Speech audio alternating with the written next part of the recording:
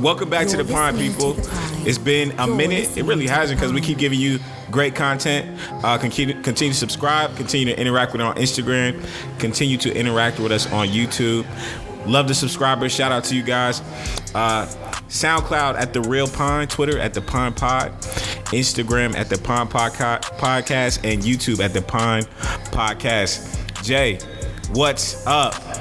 Jay Hart, real name, no gimmicks in the building. My brain is broken, but I'm in here.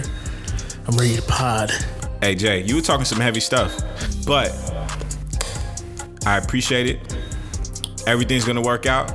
We got some off-wax, off-air stuff that we were talking about, but Jay's gonna get together. I believe it. But what he's not gonna do is listen to this Future Xanax album to get some inspiration.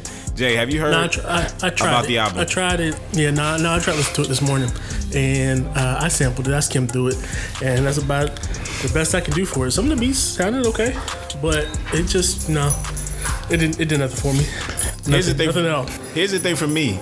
So I never was really a Future fan. I liked some of his classics, March Madness, some of the stuff he did with Drake, Diamonds Dancing, but when people were talking to me about Future and it's kind of like an emo rap kind of feel to it, that's not really down my alley. So because of the hype, I listened to the 7-song EP. I stopped. I didn't even listen to the whole thing. I listened to Xanax Damage, and you know what I got?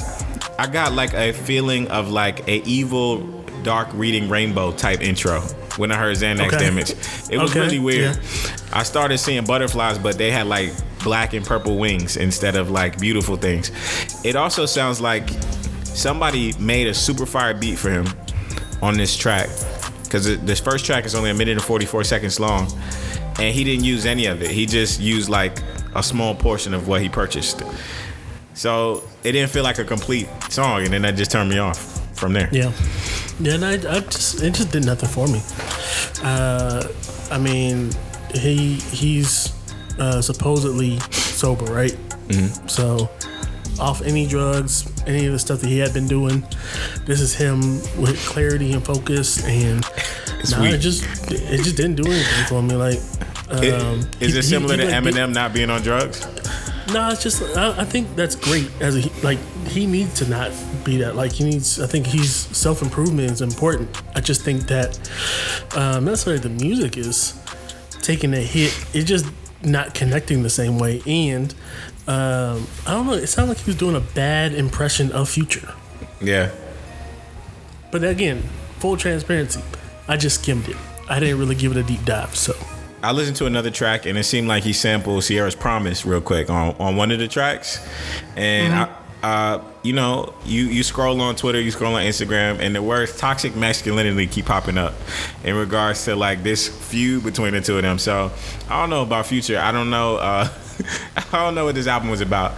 But yeah, it's a pass for me. Well, so if we're passing on Future, let's give them something. Let's give the people something they can listen to instead. I don't know if you have any suggestions, but I got a couple. Jim Jones put out an album, El Capo. Everybody's been listening to that. One of my coworkers was actually listening to this song. Listen to the album. If you were a fan of the Diplomats back in the heyday with the heat makers making the beats in that mid 2000s, this is the album for you. Okay. El Capo. It's a guy named Dave B. Big fan of him. He's a great rapper, great artist. Most people probably don't know about him, but he put out an incredible album a few years ago that the name is blanking in my head right now. But he just put out a new album called Blue. I would suggest that. I've only listened to maybe 1 or 2 songs, and I enjoyed them. But I feel so strongly about his talent that I will suggest that album. Got you. My suggestion is Flying Lotus's new album, released on May 24th. Flamagra. 6 studio album. He has some really dope artwork, and it's one of those albums where you can put it on play and just drive. So if Future is dark, like, this is thoughtful. You know, I like this album. I like the vibes and the sounds to it. It's like jazz, funk, hip hop. So check that out. And I'll get one more. Denzel Curry, his new album Zoo, Z-U-U. I'm gonna check that out. It's different. If you listen to his last album, which was very he did kind of like screamo rap, I guess, his last album, and it was good. It was good, but it was just very aggressive. Does Billboard have that as an actual genre? That sounds like a legit genre. No, but if you heard the album, it makes perfect sense. Okay, but it was a good album. This album is not that. This album is like him just rapping regular. He got the very last song on the album is like that screamo rap style.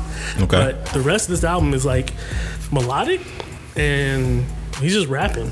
I would tell you if you need a song to go check out first from the album, go listen to Wish. That is the one I've been playing on repeat for the past couple of days. So, will he do a feature with XXXTentacion? Is it that type of music? Oh, I wouldn't see why he wouldn't. He's from South Florida. Okay. So, I mean, they're from that. I'm sure they actually may have done music for all I know. I don't know. But he's talented. He can rap. But he's like Trick Daddy kind of South Florida rapping, maybe. Maybe that's a better way to put it. All right. I'm going to check it out.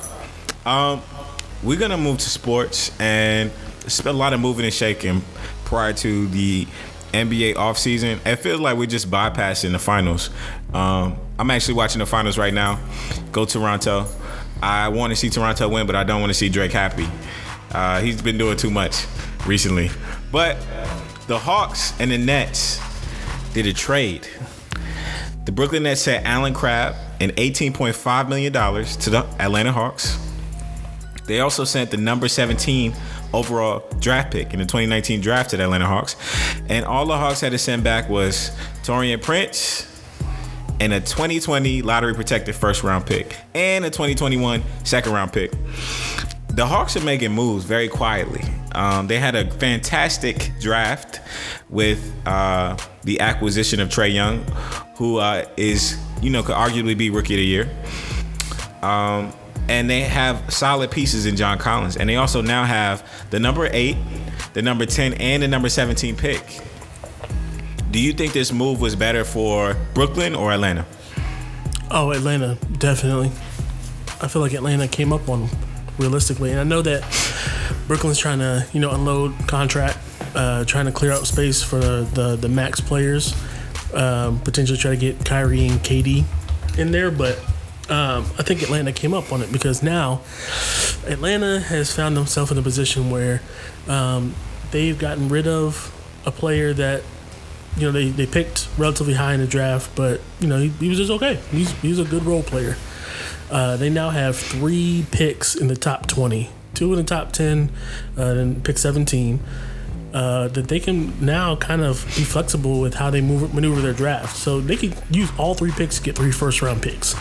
Or, more realistically, are probably going to try to look to trade up and try to get a higher pick potentially. So I think Atlanta has put themselves in a position to really kind of control their destiny and how they move forward with this draft process.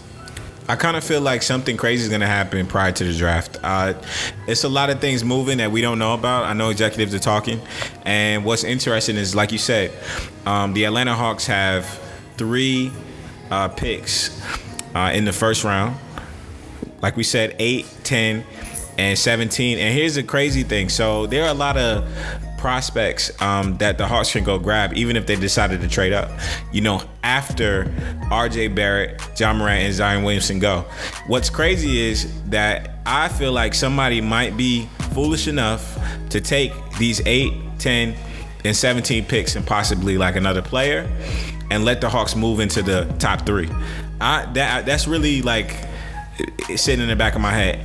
And unfortunately, I work with a lot of Knicks haters, and they keep saying the Hawks are gonna get RJ Barrett because the Knicks are gonna get those 3 draft picks.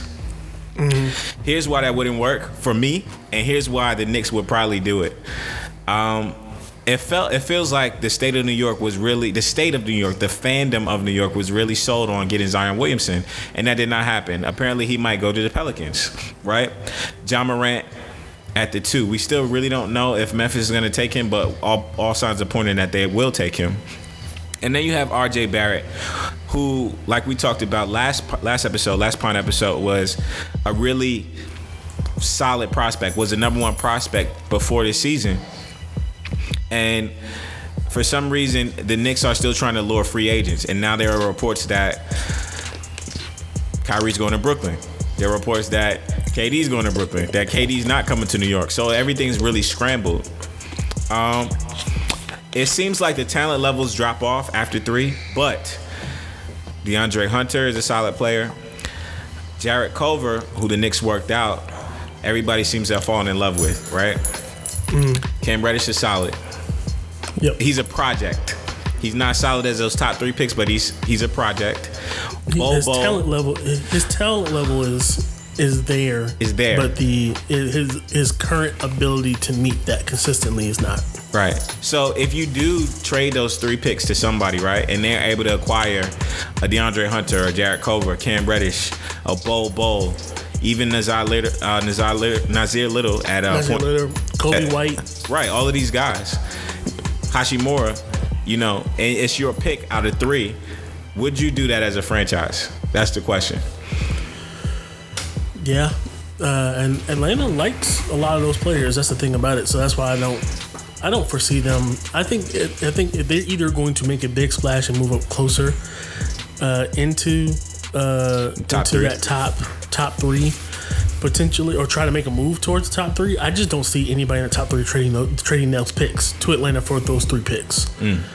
I can't see it, but I feel like the Knicks would do something crazy like that. I think Memphis is set on Ja Morant. I would assume New Orleans is set on Zion Williamson, but then again, stranger things have happened. Maybe they look at moving Anthony Davis to a team and stockpiling picks that way. I don't know. It'll be interesting to see. I would just hope that Atlanta doesn't feel like they need to mortgage everything to try to get one of those top 3 players. Atlanta wins like either way by that move. I understand Brooklyn was trying to free up cap space, but Atlanta really is doing a lot of positive things quietly, and I'm on Hawks watch right now. And then look at Allen Crabbe. Realistically, is an expiring contract next year. Right. So you have a spot up shooter essentially, but realistically, that contract is going to be a desirable piece later on, and that he'll be able to be traded later on in the season as well. So, they picked up an expiring contract piece they can use for a future trade too. So, got you. When I saw that trade, it made me do the Beyonce side eye. And my question to you is, I know you watched Game 3, and Jay and Beyonce were sitting courtside. Yep. At the Warriors game, and Nicole Curran leaned over and she tweeted that she simply was asking Jay-Z what kind of beverage he would like at the game. But as social media does, we took it to a whole nother level. I started thinking about the albums Lemonade. I started thinking about 444. I started thinking about the scene with Jay and Solange in the elevator. All these things passed through my head when I seen this. What would you rather have? What's more entertaining in your opinion? A Jay-Z and Beyonce courtside appearance, or watching Drake courtside at a Toronto Raptors game? Drake. Now I know you're a super Drake fan, Jay. So this is the thing about the Jay-Z Beyonce thing. So that woman, that was the wife of the owner, right? It was. Nicole Curran was the wife of owner Joe Lacob. I don't care what how Beyonce felt about it. Like you in her house. You in that woman's house. Okay. At that point, so she can conduct herself how she wants to. That's her house. At the end of the day, but all kidding aside, Drake is Draken, and his antics and this weird Draymond Green beef that keeps playing out. It's way more entertaining than. You're talking about entertainment specifically. Yeah, that's more entertaining than what speculation, all of that. Yeah, it's more entertaining than what happened with Jay-Z and Beyonce. Okay, I think the Beehive, they went in on Nicole Curran. Apparently, she was getting death threats, which is kind of wild. Post this. Yep, but unsurprising. But shout out to the Beehive. The Beehive they were going in, I wish we had Chloe here to represent Beyonce in Houston and give some explanation. But she won't be here on this podcast. We'll bring her back next time. We're going to continue, Jay, with the NBA Finals. The Warriors struggling against the Toronto Raptors. The Warriors are struggling when it comes to depth. The Warriors are struggling when it comes to injuries. And Toronto's taking full advantage. What are your thoughts so far on this series? I think the story of it really is that Toronto's just taking advantage of the things that are happening, and that's what you're supposed to do. And a lot of times teams don't do that, but Toronto is doing that directly and capitalizing the fact that Golden State is beat up. No Clay, no KD. Steph is trying to have Herculean efforts, but that Golden State team should be better than that, though. You take 2 All-Stars out of the lineup, and you still got 2 to 3 All-Stars in the lineup between Steph, Draymond, and DeMarcus Cousins. Then, while older, Iguodala is a former Finals MVP. We know his ability, especially defensively, but it hit open threes. Livingston, we know how he plays in the playoffs. Looney has been, when he's been on the court, and I think he's been out this past couple games, but he's coming back this game. We know what a lot of these players they have the capability to do. Kawhi is on a mission though, so and the mission is great. He's trying not to be denied, and he is moving forward. He don't care who's out there. He's just going to do him. He don't care if you're on his team and you want to get a dap. And shout out to Powell. That tripped me out too. He's focused. So I think Golden State, everybody else, there's no excuse for them. There is no excuses. They just have to play better. They just have to step it up, play better. That's really what it amounts out to. I think Kawhi Leonard is the 3rd best player in the league right now. For him to just be plugged into Toronto Raptors squad and just do what he did, take them to a finals with Kyle Lowry, who's actually been playing fantastic last game. Shout out to Kyle Lowry, aka Mike Lowry. Lowry. I'm just proud of what Kawhi's done. I hope he gets his max contract this season, and I do think Toronto has a really solid chance of winning this title. I mean, so much so that the Golden State Warriors are playing Klay Thompson, who definitely was, I think, more injured than he's putting on, and are really kind of concerned that KD hasn't come back. So Kawhi's put them on watch, and it's just kind of amazing. He's great. He's the best Toronto Raptors player ever. I said it. It's a fact. Stand on your ledge, man. Nah, it's a fact. He's done more for the Raptors than any player in Raptors history has done. You could say that Vince put them on the map, right? You could say that Vince made that market relevant in regards to excitement. Half man, half amazing. You could say McGrady had a great period of time there too, and they were making a lot of noise. You could say DeMar DeRozan was kind of like a foundational piece in establishing them as a franchise that you need to take seriously. And you could say Kyle Lowry, has done his due diligence as a solid player on the squad, even though he's had his ups and downs. But Kawhi probably would go down as one of the greatest Raptors. Even if he decides to leave, he's done so much. And if you look at interviews of the fans in Toronto, they just absolutely adore him. And it's cool to see that. Kawhi took a chance on himself. Well, he didn't take a chance on himself. The Spurs didn't take a chance on him. And he took a franchise that was struggling in the East to the promised land. And he's up right now against one of the greatest teams of all time. So his greatness is amazing. And I hope he wins that Nike lawsuit. No disrespect to Nike. I like Nike too, but Kawhi, this your year right now. Get yours. Yeah. You gotta finish the job now. Do you think that Kawhi will leave in the NBA offseason?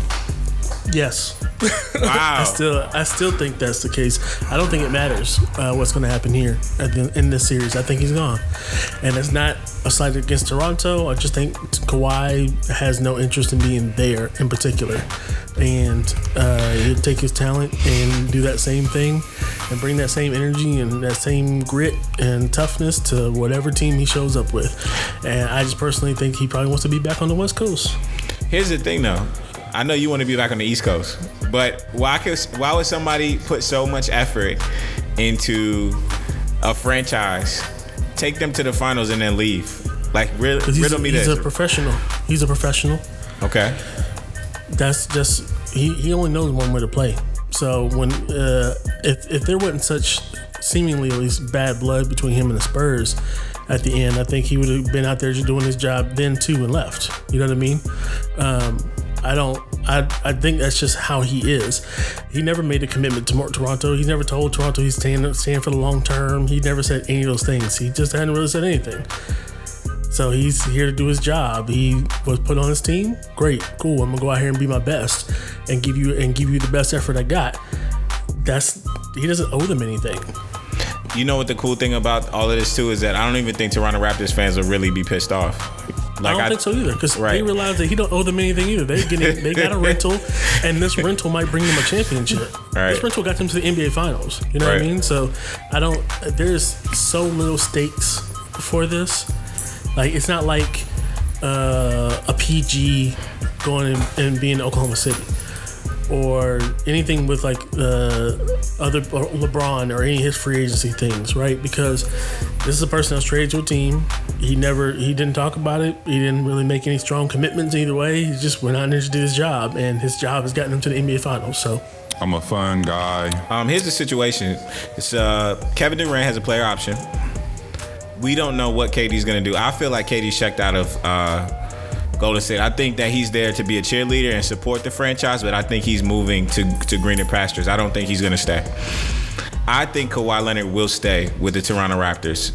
He's accomplished so much. I think Ujiri has done a good job showing him that he's willing to do anything to win a title, and he's not about to waste time. I know Ujiri would offer him a part of Toronto to stay if he could. So I think Kawhi's going to stay. I think Kyrie's gone. Kyrie's out here dropping, videos on Instagram and cryptic not essentially cryptic messages, but it seems like he's got over the funk that he was in when he was playing. And he posted a video with him and his girl, and they were just kind of chilling and traveling and talking to the people. And I think that's part one of his promotional tour for him leaving Boston. I think that the Kemba situation, Kemba's an unrestricted free agent, if Jordan wants to keep him, he has to offer him the max. Kemba played his ass off this year, and I think that it's not gonna. I think that Kemba ends up staying with Charlotte, but it's not gonna be like snap of the fingers and done. I think it's really gonna be Kemba weighing his options, and Jordan having to, just be like, we need you here to build. I think Klay is gonna stay. I don't think Klay can leave after, getting injured like this, and he's putting it out there, but I feel like the Warriors owe him a lot. He's taking a lot of cuts. He lost the $30 million because he didn't make the All-NBA team. So I think he's going to stay with Golden State. I think they need him. But KD leaves. And what was interesting about the injuries in this finals, it shows that the Warriors core, they're still great, without KD. Yep. DeMarcus Cousins has also been hurt this series, and they're still great. It's not like they're getting blown out this series. The franchise that surprised us when they won his first championship is just more mature. They're not over the hill or anything like that. Yeah. So I think that someone tried to address the same people. So start with the Warriors. I was a strong proponent probably mid-season on up until the playoffs that KD's gone, Klay might leave, Draymond was gone, and that they would keep Steph, DeMarcus. I need a definite. Do you think Klay is going to leave or no? No. This is where I'm at now, today. Okay. I think they keep the core three. Steph, Klay, Draymond will be there. I think Cousins, that injury at the beginning of the playoffs, has maybe sent a signal to him that he needs to cash out when he can. So unless the Warriors are going to give him big time money, he's going to take the biggest check he can get. I believe, and go somewhere else. And I think KD's gone, definitely. So I think the other three, the core three, will be there long term. I think Kemba goes to the Clippers, and I think Kawhi goes with him. Wow. And they now build the Clippers up from those two. That's gonna be an interesting pairing. That will actually be interesting. Yeah, I think that's going to be pairing in the West. That's going to happen, and I can see KD and Kyrie in New York somewhere. Back to your Kemba and Kawhi pairing. Do you think Kemba's a better player than Kyle Lowry? Yes. Okay. Yes, definitely. So basically, if Kawhi went to Los Angeles to the Clippers, paired with Kemba, still had Patrick Beverly there, still had Gilgeous-Alexander there, who can ball. Montrezl Harrell's playing solid minutes. Would they be a title contender? Because you're basically upgrading. You're basically taking a team that took Golden State, a really scrappy team that took surprised Golden State. You're adding Kawhi Leonard there. Are they a title contender? And you're saying Kemba is better than Kyle Lowry? Yeah, I think that they will challenge a lot of teams. I think that if that were to happen, they keep the core they have, add Kawhi, add Kemba, and just at the base, add those two. I think they leap past where Denver was. You're listening to the Line. I think Jimmy is going to the Clippers. I somehow feel like he's going to stay, and they're going to destroy themselves from within. Damn. So the 76ers are going to implode. Yeah, I think Butler, I think Jimmy, they're going to try to build around Jimmy, Ben Simmons, and Embiid, and those three are going to kill each other. They are going to self-destruct between those three personalities in that locker room over the course of a full season. Another full season. I think Tobias Harris, on the other hand, is going to end up somewhere else. And he might be a piece that ends up on a contending team, a team that's like on the verge that can help them get to the next level. We got our predictions right here. You heard it first on the Pine. We're gonna switch to the NFL. What is the most intriguing roster that you've seen heading into this season? I think the Browns are still the odds-on obvious answer to me, because I think everybody wants to see how's it going to work with an inexperienced head coach, but all these personalities. I think that's the intriguing storyline leading into the season. Wait, who's doing Hard Knocks this year? I don't know. I don't think they've announced it yet. Okay, I wouldn't be surprised if it was the Browns. But I think that's the most intriguing roster to pay attention to this year. I think Kansas City is interesting to see as well. Does Patrick Mahomes continue on this tear that he had been on? Does Tyreek Hill make it through a season on this team? Does the defense exist? I mean, there's a lot of changes there. I'm just trying to say, not be biased and say my Ravens, really. So yeah, I'm not gonna be biased and say my Jets, despite Le'Veon Bell getting some jewelry stolen, and Adam Gase looking crazy. We got the most drama right now in the league, in my opinion. Yo, how you get robbed? How you get robbed by two girlfriends?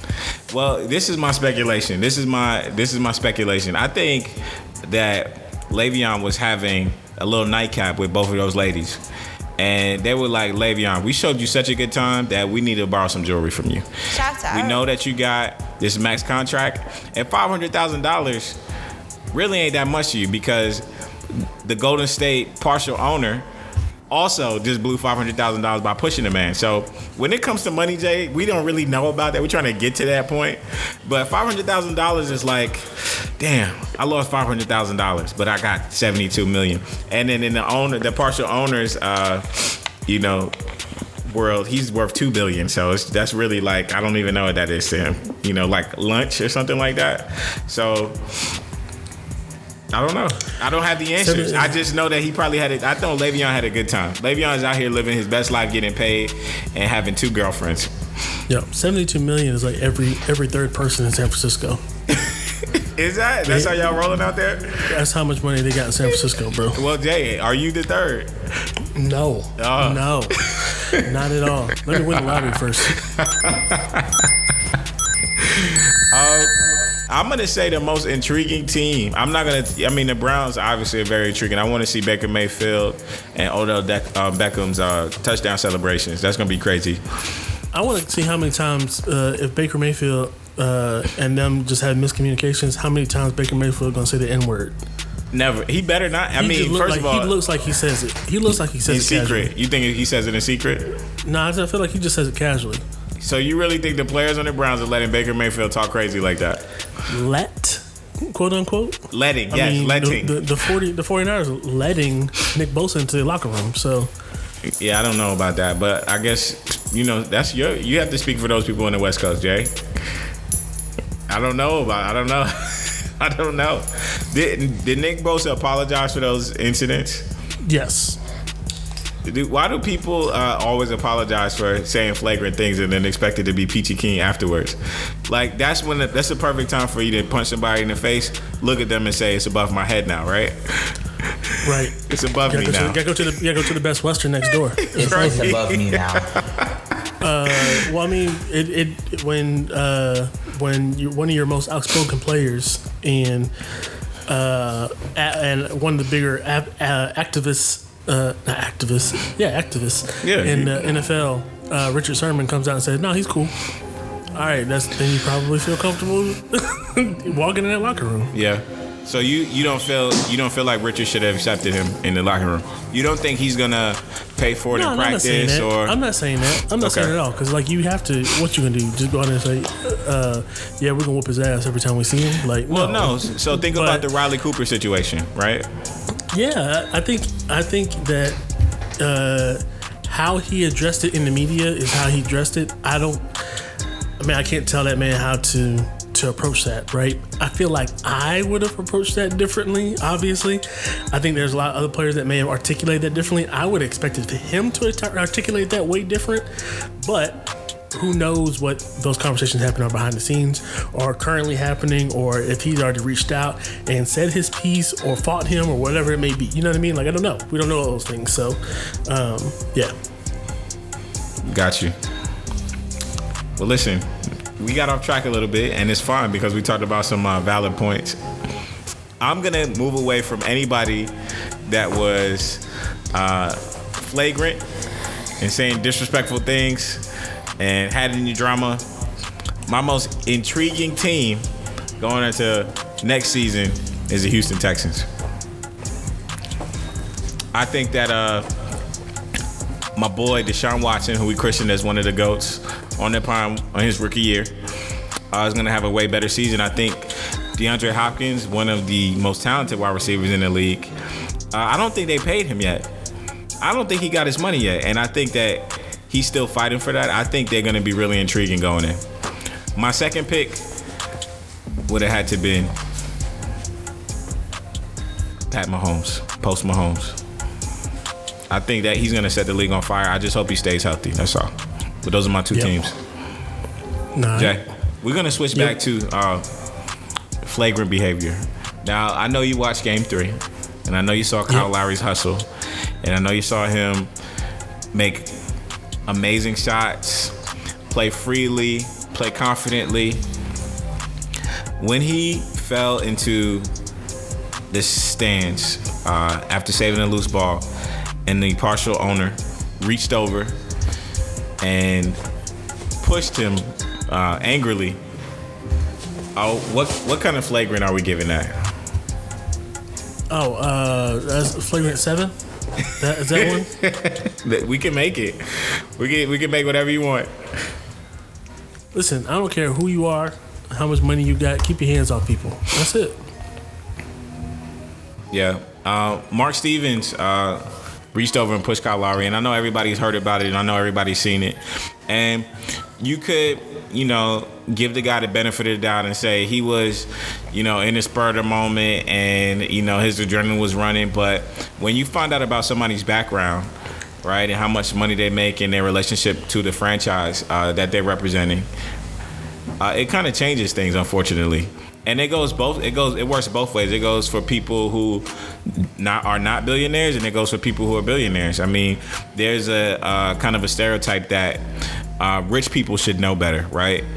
And that they shouldn't, touch players, and that it's taboo, especially with, the very fine line of how people feel about ownership, you know what I mean, when it comes to players and how, black players are viewed in the league. Yep.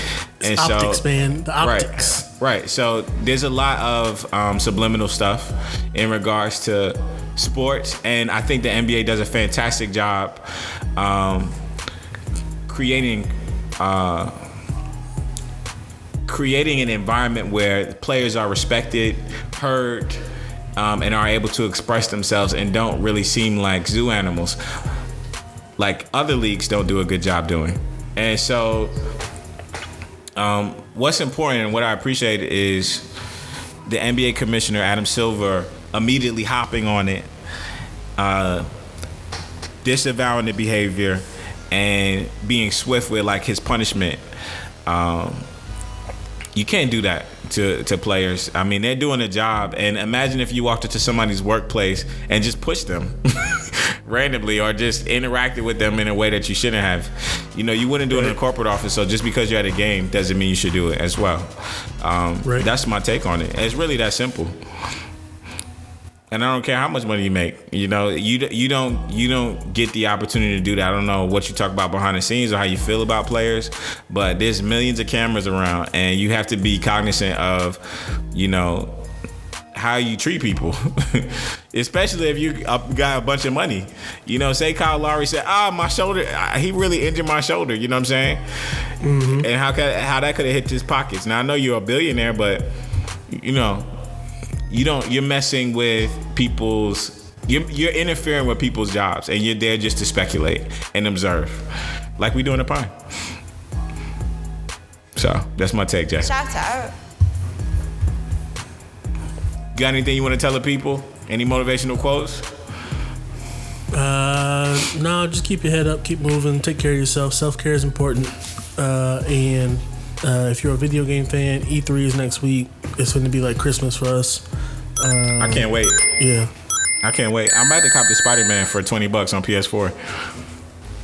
You're listening to The Pine. I didn't get it yet. Nah. So, thanks for listening to The Pine. Interact with us on SoundCloud at The Real Pine, on Twitter at The Pine Pod, on Instagram at The Pine Pod, and on YouTube at The Pine Podcast. Continue subscribing, continue interacting. We love you. Peace. Peace.